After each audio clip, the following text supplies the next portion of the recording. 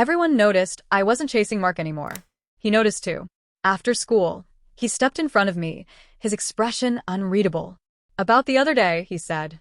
I'll explain this once. Believe it or don't, it's your choice. Clara got cornered by a drunk guy. I went to help her. I should have called you. I forgot. It had been his birthday. He spent it fighting for Clara, while I waited alone at the amusement park from morning until closing. He assumed I was throwing a tantrum over that. I shook my head slightly. It's fine. His eyes darkened, but I walked past him without another word. He had no idea.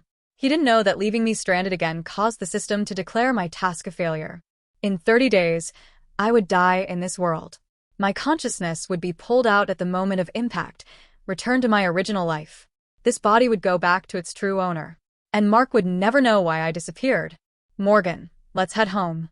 The system sounded tired in my mind as the amusement park worker reminded me for the third time that they were closing. Mark isn't coming. He's with Clara. He completely forgot today. My legs were sore. I tapped the ground with my heel, picked up the cake box, and walked slowly toward the main gate. All right, I murmured.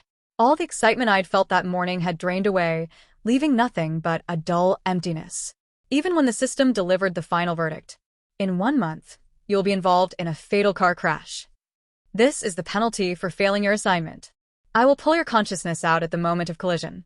The original soul will return to this body. The announcement ended, and the system disappeared. I reached for my phone to call a ride, only to have the screen go black as the battery died. I didn't have taxi money, so I accepted it and started walking home along the roadside, cake box in hand. I had always known failure was possible, but tonight it felt heavier than I expected. Each step felt like wading through exhaustion that had settled deep into my bones. The road home from the amusement park went right past our school. It should have been empty on a Saturday night. Instead, 2 familiar silhouettes were sitting on a bench near the front gate. Clara held a tiny cupcake, a single lit match stuck in the center like a makeshift candle. I'm really sorry, Mark, she murmured. I only found out it was your birthday just now. There wasn't time to get you a real cake. This was all I could manage. I hope you don't mind. The boy across from her had fresh scratches along his cheek and a bandage hidden under messy dark hair. The injuries gave him a rough, reckless charm. He didn't seem embarrassed by her improvised cupcake. He even lit the match for her. I don't mind, he said softly. His voice, usually cool and distant, sounded warm, almost coaxing. It's perfect. I couldn't help remembering yesterday afternoon. I had stood in the home EC room, holding out the cake I'd spent so many attempts perfecting. Do you think it looks good? He leaned against the doorway, arms crossed. His eyes flicked to the blister already forming on my hand. His tone was curt. Just looking at your hand kills my appetite. Flustered, I tried to hide my hand in my sleeve. He sighed, exasperated, grabbed my wrist, and dragged me toward the pharmacy down the street. What are you covering it for? He snapped. You burn yourself and don't even treat it. Do you even think? He sounded irritated, but his touch was careful when he applied the ointment. When he finished, I tried again. So, do you like the cake? He stared at my blister, brows drawn tight. It looks terrible. The system had tried to reassure me. He only said that because seeing you hurt made him angry. He doesn't know how to show he cares. But now, standing across the street watching him comfort Clara, everything fell into place. When Mark cared about someone, he softened. He protected. He tried not to let them feel embarrassed. He knew how to be gentle. I didn't know what Mark felt toward me, but it wasn't love. I lowered my eyes and began to walk away. But Clara spotted me first. Summer? What are you doing out here? Mark turned as well. His gaze landed on the cake box in my hands. Something flickered across his face, a split second of recognition. He remembered. Clara noticed the box too. Oh, you must have been looking for Mark, right? She said brightly. I heard you two plan to celebrate his birthday at the park. I'm really sorry you got stood up because of me. Her sweetness was practiced. I had seen her wear it too many times. She was used to Mark dropping everything for her, including me. And she expected me to swallow it, pout for a day, then return to orbiting around Mark like always. I shook my head. I just passed by. Mark's jaw tightened, but he didn't speak. Clara smiled as if she didn't believe a word I said. She nodded toward the cake. Since you brought it anyway, why not celebrate now? It's not too late. She reached for the box. I stepped back quickly. It's spoiled. You can't eat it. My voice softened. It's late. I should go home. Bye. She blinked in confusion. In the past, I would have clung to any excuse to stay near Mark.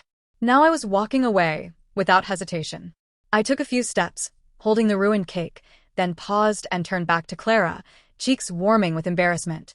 Sorry, but could I borrow $20? My phone died, so I can't call a cab. I'll drive you. Mark's voice cracked through the air instantly. Too fast. Too sharp. A tension I couldn't decipher hung in his tone. I pretended not to hear him. Clara hesitated, then dug through her purse. Yeah, here. She slipped me a bill. Thanks. I'll return it Monday. I walked off. Not once did I look at Mark. Maybe it was because I knew I would be leaving this world soon. That night, I dreamed of my real life. I was in the college library, crying into my novel during a break between classes. My roommate stared at me. Isn't that book supposed to be a rom-com? I wiped my face on my sleeve. Not for Mark, the second male lead. His whole life is tragic, I choked out.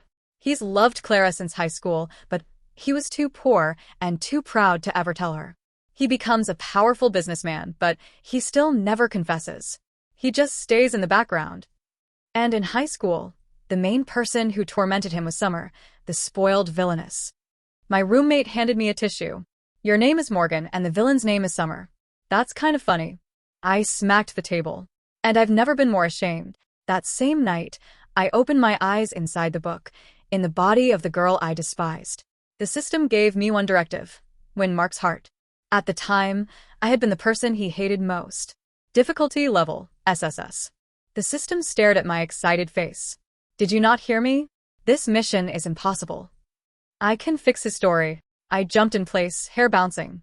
I'm going to give him everything he deserves. I won't let him suffer another minute. The system didn't believe in me. It said it would just wait for the deadline to run out. But I tried anyway.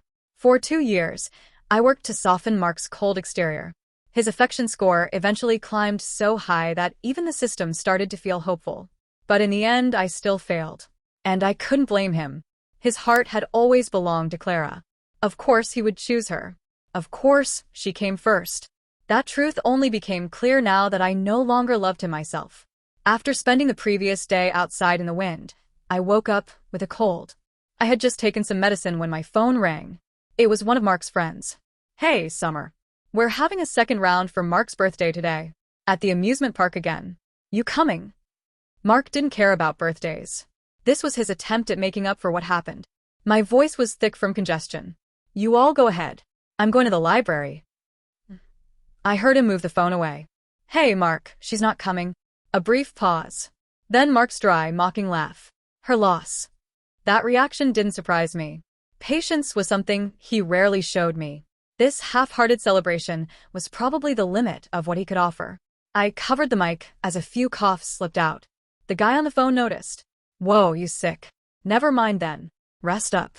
Right before he hung up, he called out to someone. Hey, where'd Mark go? Another voice answered. He headed to the pharmacy. The pharmacy? Why? Didn't he already get treated for those cuts? No clue.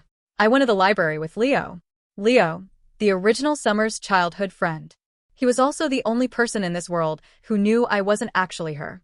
Not long after I arrived, he had seen straight through me. He had cornered me one day, eyes narrowed in amusement. Don't bother lying. I know Summer better than anyone.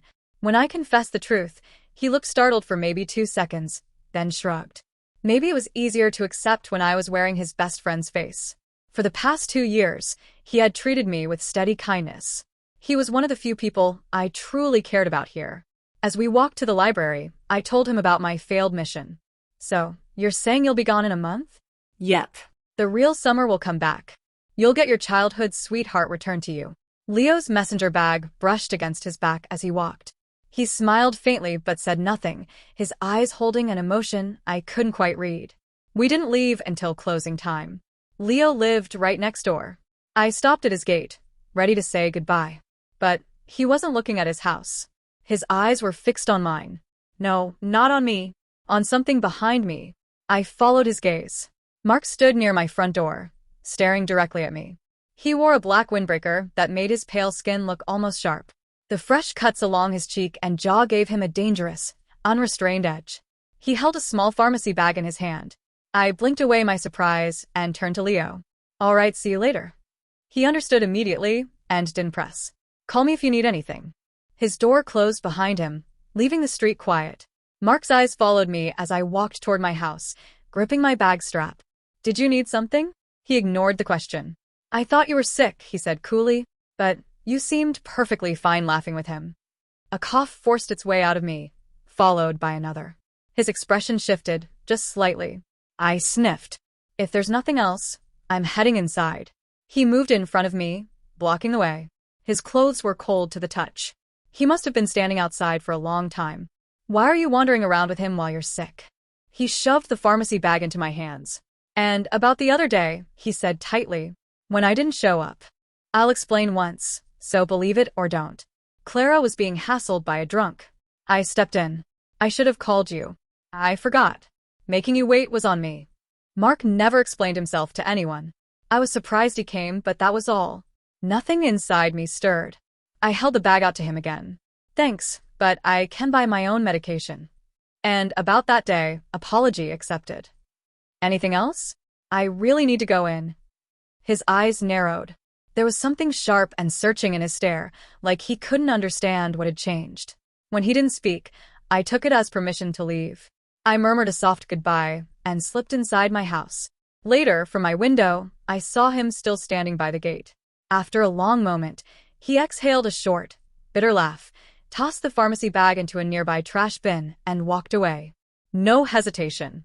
No turning back. I guess he finally understood. This wasn't me pouting. This was me letting go. Completely. Perhaps because I had been the loudest and most obvious of Mark's admirers, no one seemed to notice when I quietly stopped chasing him. During gym class, the guys were in the middle of a basketball game when both Mark and Leo went down at the same time.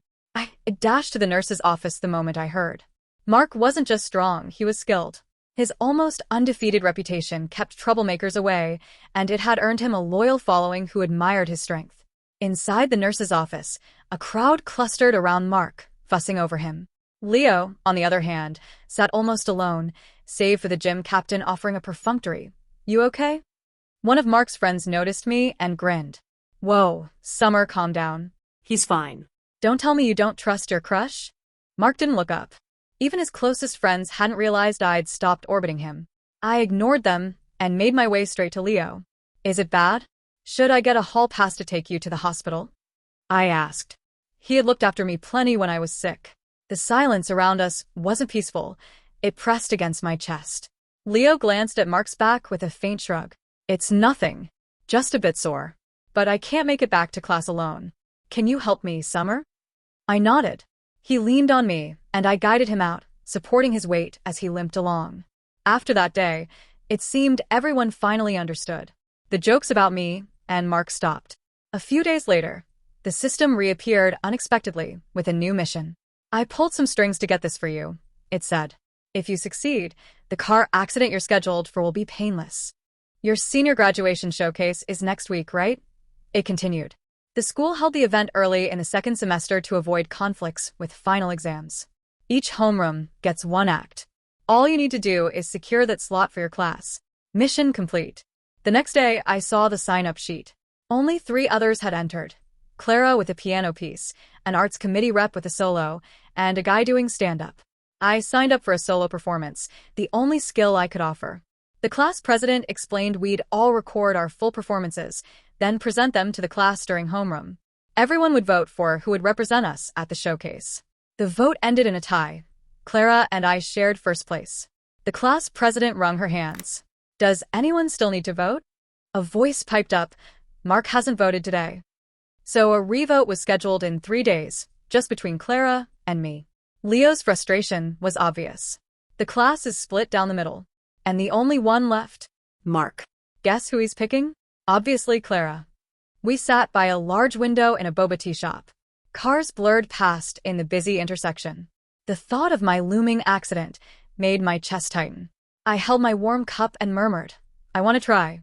Try what? To get Mark to vote for me. When I was in love with Mark, trying to please him was instinctive.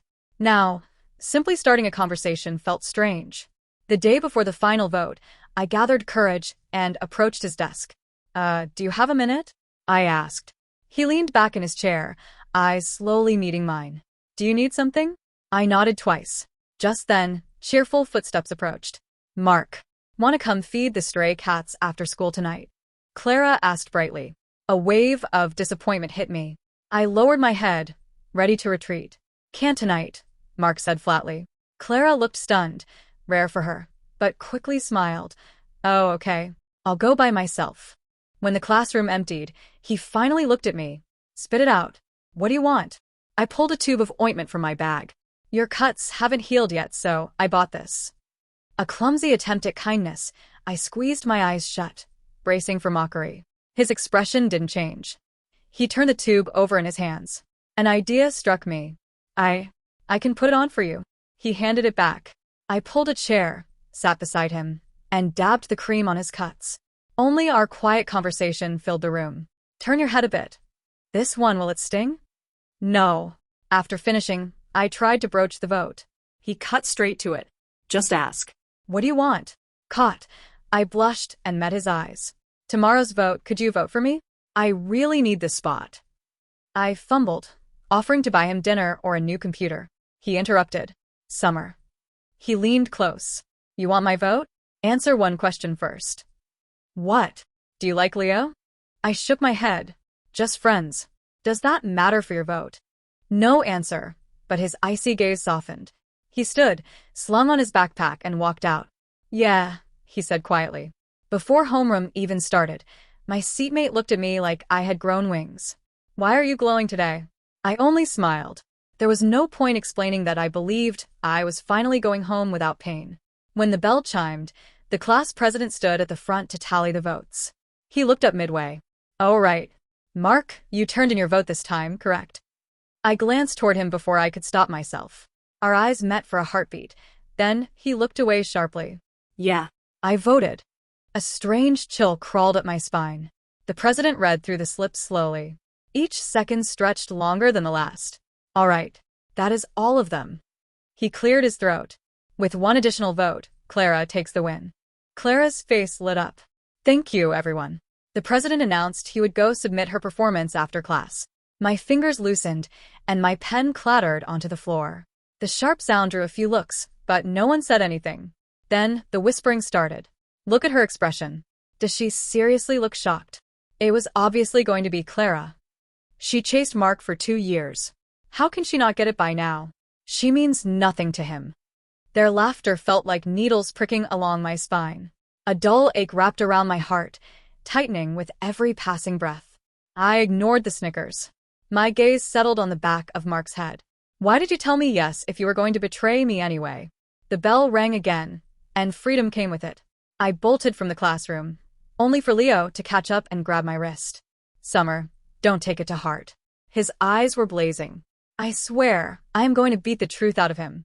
Don't, I rasped, pulling away. Let it go. How can I? He humiliated you. My eyes burned, and a single tear slipped free. It doesn't matter anymore. It really doesn't. I'm leaving soon. He froze, the anger fading into something soft and wounded. You can't just walk away like this. I forced a smile, brittle and painful. Let this be the last stupid thing I ever do for him. 2 years of devotion crumbled in one morning. I thought I had stopped caring. I was wrong. The betrayal was still sharp, still deep enough to steal the air from my lungs. I skipped the rest of the day and wandered the streets aimlessly, feeling hollow. My phone buzzed. Mark. I rejected it and blocked the number. Seconds later, an unknown call flashed across the screen. I refused it again. It rang a third time. Irritated, I answered. What do you want? He drew in a breath. Did you block me? Yes. Why? I laughed, bitter and sharp. You're asking why? You promised me one thing, then you did the opposite. Why would you do that, Mark? Did you enjoy watching me embarrass myself? A long silence followed. I nearly hung up when he finally spoke. I wasn't toying with you, he said quietly. I had my reasons. Tell me. Just don't ask. I let out a short, humorless laugh. Can't think of a believable excuse? I exhaled shakily. I'm done. From now on, we go our separate ways. Whatever we were, it ends here. I hung up and powered off my phone, letting the silence swallow me. My reflection stared back at me in the black screen, a stranger wearing the remnants of 2 years of hope. Just over 20 days left. Time to finally live for myself. After that day, I treated Mark as if he no longer existed. He stayed out of my sight and out of my orbit. I spent my days with Leo instead. We studied together and walked home together. We even planned a trip after graduation, a trip I knew I would never take. Neither of us talked about the countdown hanging over me. It was an unspoken agreement to pretend the days were normal. Are you really skipping the graduation showcase? Leo asked one afternoon. I nodded. There's no reason to go. Watching her on stage isn't something I feel like doing. He passed me a bottle of water. Then let's see a movie. A new sci-fi film drops that day. Sure, I said, smiling. The days passed quietly. The system never returned. Maybe it had given up on me completely. The morning of the showcase arrived warm and bright, sunlight filtering through the trees. Leo and I agreed to meet at the theater. I got there early and stood at the curb, watching cars rushing by. My heart was strangely calm. Maybe the crash wouldn't hurt as badly as I feared. Maybe going home would feel like relief. A sleek black car pulled up in front of me. The window lowered, revealing Mark. He looked paler than usual, dark circles under his eyes, panic written across his face. Get in, Summer. I frowned. What are you doing here? No time, just get in, he practically shouted. I stepped back. What game is this? I'm not playing. His voice cracked. Something went wrong at the showcase. Clara's in danger. I stared at him, confused. If she is, why are you here? He threw the door open and rushed toward me, grabbing my wrist. Because the danger was meant for you. Clara is just caught in the middle. I put her on stage, so he would go after her instead of you. My blood ran cold. What are you even talking about? That stalker, who has been hovering around you. I chased him off more than once. I thought he was gone, but I saw him again a few days ago. He wanted to hurt you, at the showcase. I had to draw him away. My mind stuttered. Then why not tell me? How could I? Tell you some lunatic is targeting you, so you spend every day terrified. His grip tightened. I was trying to protect you. Before I could respond, my phone vibrated. Leo. Summer, stay where you are. Mark is telling the truth. That guy tried to break into the school screaming your name.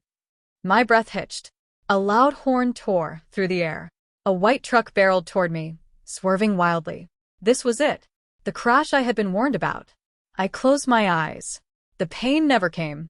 Instead, a brutal force slammed into my side, knocking me far out of the truck's path.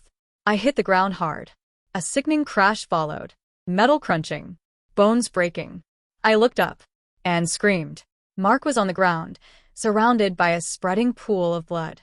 The truck had hit him full force before crashing against a wall. Mark. I stumbled toward him, my body trembling uncontrollably. His eyes were still open, fixed on me. Blood dripped from his mouth as he whispered. Don't be scared.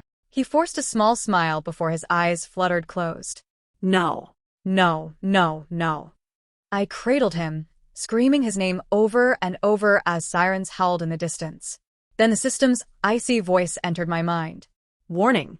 Mission target has interfered with the penalty protocol. Host extraction failed. 2 options available. Option 1. Return to original world. This vessel will die along with the mission target. Option 2. Remain permanently. Vessel survives. Mission target survival chance is under 1%. There was no hesitation. Option 2. I'm staying. If leaving meant his death, then I would rather lose myself forever. Choice confirmed. Integration beginning. The system faded away. And so did my old name. From that moment on, I lived only as Summer. Mark was rushed into the ICU. Doctors issued 3 critical condition alerts, warning that his will to survive was tenuous and that we should prepare for the worst. I refused to leave the doors for 3 days straight, sleep a foreign concept. Leo stayed with me, persistent in his worry. Summer, you need to rest. Let me take over for a while, he urged. I'm not tired, I whispered, my eyes fixed on the closed doors. Who are you fooling, he sighed. If you keep this up, you'll collapse before he even has a chance to wake. I didn't answer. I buried my face in my hands, letting silent tears trace my cheeks. It was my fault. He wouldn't be here if he hadn't tried to protect me. If he died, I couldn't bear it. Leo draped his jacket over my shoulders. Don't overthink it. Mark, he's tougher than he looks. He hesitated. Have you thought about what comes next? You stayed.